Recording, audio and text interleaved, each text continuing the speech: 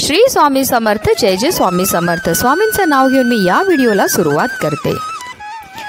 हिंदू धर्मात देवादिदेव महादेवांना विशेष महत्त्व आहे।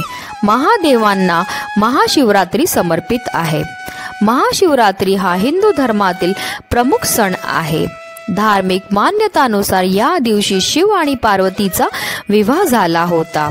त्यामुळे महाशिवरात्रीच्या दिवशी विशेषतः महादेव आणि माता पार्वतीची पूजा केली जाते। महाशिवरात्रीच्या दिवशी पृथ्वीवरील सर्व शिवलिंगांमध्ये महादेवांचा वास असतो। त्याचबरोबर महाशिवरात्रीच्या दिवशी केलेली शिवाची पूजा जी आहे अनेक पटीने फळ देते। या दिवशी शिवभक्त शिवलिंगाचा अभिषेक करतात। काही लोक या दिवशी व्रत देखील करतात। महाशिवरात्रीच्या दिवशी आपल्याला व्रत तर करायचं, उपवास तर करायचं, पण त्याचबरोबर आपल्याला काही उपाय देखील करायचे आहेत। आणि म्हणूनच आपल्याला महाशिवरात्रीच्या दिवशी शिव मंदिरातून ही एक वस्तू आपल्या घरी घेऊन यायचं आहे, ज्यामुळे आपलं 7 पिढ्यांचं दारिद्र्य तर नष्ट होणारच आहे, पण त्याचबरोबर आपल्या घरामध्ये पैसा हा यायला लागेल। आपल्याला श्रीमंतीचा योग सुरू होईल। आपल्या जीवनामध्ये सुख, समृद्धी, ऐश्वर हे कायम टिकून राहील। अतिशय प्रभावी असा हा उपाय आहे, ज्याबद्दल सविस्तर माहिती मी तुम्हाला या व्हिडिओमध्ये देणार आहे। तर व्हिडिओ पूर्ण पहा आणि जर तुम्ही माझ्या चॅनलवर नवीन असतील तर चॅनलला सबस्क्राईब करा आणि शेजारी बेल आयकॉन सुद्धा प्रेस करा, जेणेकरून तुम्हाला माझ्या नवनवीन व्हिडिओचं नोटिफिकेशन हे मिळत राहील। पंचांगानुसार माघ महिन्यातील कृष्ण पक्षातील चतुर्दशी तिथी 8 मार्च रोजी रात्री 9:57 सुरू होईल आणि दुसऱ्या दिवशी म्हणजे 9 मार्चला संध्याकाळी 6:17 समाप्त होईल। प्रदोष काळ भगवान शिवांच्या उपासनेला विशेष महत्त्व आहे। त्यामुळे महाशिवरात्रीचा हा सण जो आहे तो 8 मार्च रोजी साजरा केला जाईल। माता पार्वतीला भगवान शिव यांना प्राप्त करण्यासाठी कठोर तपश्चर्या करावी लागली आणि महाशिवरात्रीच्या दिवशी माता पार्वतीची ही तपश्चर्या सफल झाली। यानंतर त्यांचा विवाह भगवान शंकराशी झाला। अखंड सौभाग्य प्राप्तीसाठी महिला महाशिवरात्रीचे व्रत हे आवर्जून करतात। महाशिवरात्रीच्या दिवशी ब्रह्ममुहूर्तावर उठून भगवान शिव आणि माता पार्वतीला स्मरण करून पूजेचा संकल्प करावा। यानंतर गंगाजळ जे आहे त्या आंघोळीच्या पाण्यामध्ये मिसळून त्या पाण्याने आपल्याला स्नान करायचे आहे। स्नान झाल्यानंतर आपल्याला सूर्यदेवाला अर्घ्य अर्पण करायचं आहे आणि त्यानंतर आपल्याला पूजेची तयारी ही करायची आहे। आपल्याला एक पाटावर लाल कपडा पसरवायचा आहे आणि त्यावर माता पार्वती आणि भगवान शंकराची मूर्तीची स्थापना करायची आहे। यानंतर भगवान शंकराला कच्चे दूध किंवा गंगाजलाने अभिषेक करायचा आहे। यानंतर पंचोपचार करून भगवान शिव आणि माता पार्वतीला विधीनुसार अभिषेक करायचा आहे। भांग, धतुरा, फळे, मदारीची पाने, बेलपत्र इत्यादी भगवान शंकरांना आपल्याला अर्पण करायची आहे। तसेच शिवचालीसाचे पठण किंवा शिवस्तोत्राचे पठण देखील करायचे आहे। महाशिवरात्रीच्या दिवशी एकादशी सारखा उपवास केला जातो। उपवासाच्या पहिल्या दिवशी भगवान शंकराची आराधना करून फराळ केला जातो, तर दुसऱ्या दिवशी महादेवांची आराधना करून गोडधोडाचा नैवेद्य करून उपवास हा सोडला जातो। काही लोक जे आहे महाशिवरात्रीचं जे व्रत आहे ते निर्जला करतात। फारच कठीण व्रत असतं, कारण ह्या व्रतामध्ये एकही थेंब पाण्याचा पिल्ला हा जात नाही। त्याचबरोबर काही भागामध्ये जे ह्या दिवशी फलाहार केला जातो, म्हणजे फक्त फळांचं सेवन केलं जातं किंवा दुधाचं सेवन केलं जातं, किंवा काही ठिकाणी जे साबुदाण्याची खिचडी किंवा साबुदाण्यापासून बनलेल्या पदार्थाचं सेवन केलं जातं। तर आपल्याला जसं शक्य असेल त्या रीतीने आपल्याला मनोभावे व्रत हे करायचं आहे। फक्त व्रत करताना आपल्याला निरंतर श्री शिवाय नमस्तुभ्यम किंवा ओम नमः शिवायचा जप करत करत हे व्रत करायचं। जर तुम्हाला मासिक धर्म असेल, सुतक सुएर असेल तर तुम्हाला हे व्रत करता येणार नाहीये, फक्त तुम्ही नामस्मरण हे करू शकतात। अगदी तुमच्यापासून माझ्यापर्यंत प्रत्येकजण खूप मेहनत करतो, खूप कष्ट करतो, जेणेकरून आपल्या जीवनामध्ये सुख समृद्धी नांदेल.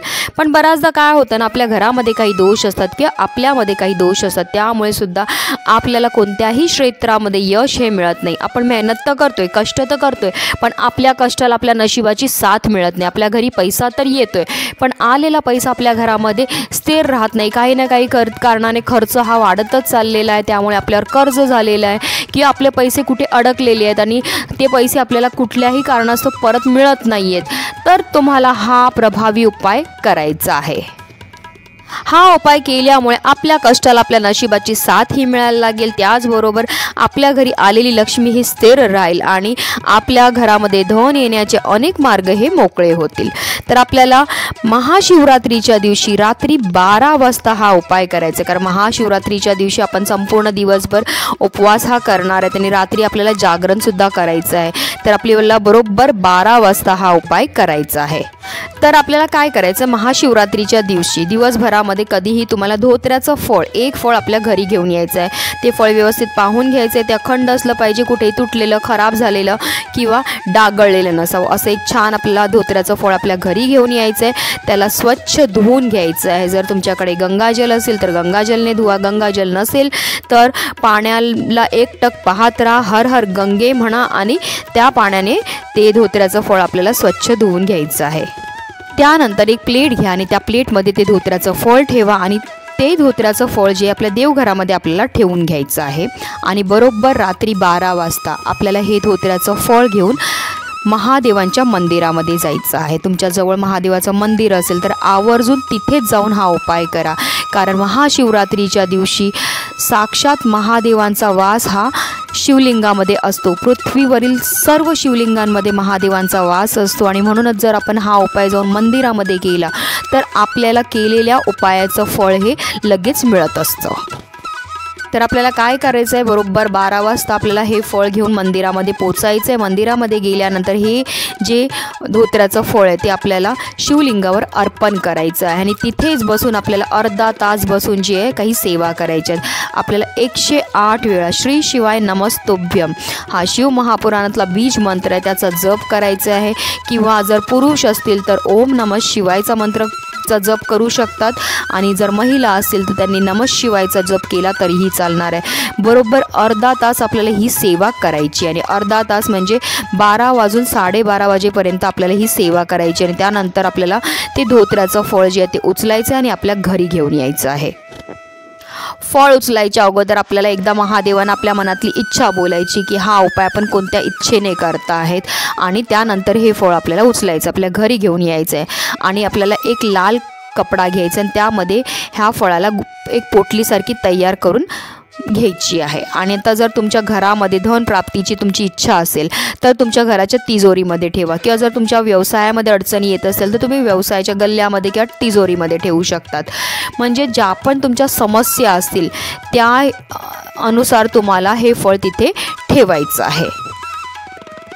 आता बरेच जण म्हणतील की रात्री 12 वाजता आम्ही तर मंदिरामध्ये नाही जाऊ शकत, मग काय करायचं? मग आपल्या देवघरामध्ये असणाऱ्या शिवलिंगावर आपल्याला हे धोत्र्याचं फळ अर्पण करायचं आहे. कारण मी म्हटलं आहे तुम्हाला की महाशिवरात्रीच्या दिवशी विश्वातल्या प्रत्येक शिवलिंगामध्ये जे आहे महादेवांचा वास हा असतो. तर आपल्या देवघरातल्या शिवलिंगावर बरोबर 12 वाजता आपल्याला हे धोत्र्याचं फळ अर्पण करायचं. 12:30 वाजेपर्यंत आपल्याला सेवा करायची आहे म्हणजे मंत्रोच्चार करायचे आणि त्यानंतर हे फळ उचलून लाल कपड्यामध्ये बांधायचं आहे. अशा रीतीने हा उपाय करायचा. अतिशय प्रभावी असा हा उपाय आहे. जर काही कारणास्तव तुम्हाला महाशिवरात्रीला करणं शक्य नाही झालं तर तुम्ही प्रत्येक महिन्याला शिवरात्र येते तेव्हा हा उपाय केला तरीही चालणार आहे. पण आवर्जून जर शक्य असेल तर महाशिवरात्रीच्या दिवशी नक्की करा. कारण महाशिवरात्रीच्या दिवशी महादेव साक्षात निवास करतात प्रत्येक शिवलिंगामध्ये आणि जर त्यावेळेस आपण असे काही उपाय केले तर त्यामुळे आपली कठीणातली कठीण इच्छा ही लगेच पूर्ण होते. आपल्या मनातल्या प्रत्येक मनोकामना पूर्ण होतात आणि आपल्या जीवनामध्ये असणारं सर्व दुःख, सर्व विघ्न, सर्व दारिद्र्य हे नष्ट होऊन आपली चहूबाजूने प्रगतीही होत असते. आणि म्हणूनच व्हिडिओ जास्तीत जास्त लोकांपर्यंत शेअर करा जेणेकरून प्रत्येकाच्या आयुष्याचं कल्याण हो हीच मनामध्ये इच्छा. श्री स्वामी समर्थ. जय जय स्वामी समर्थ.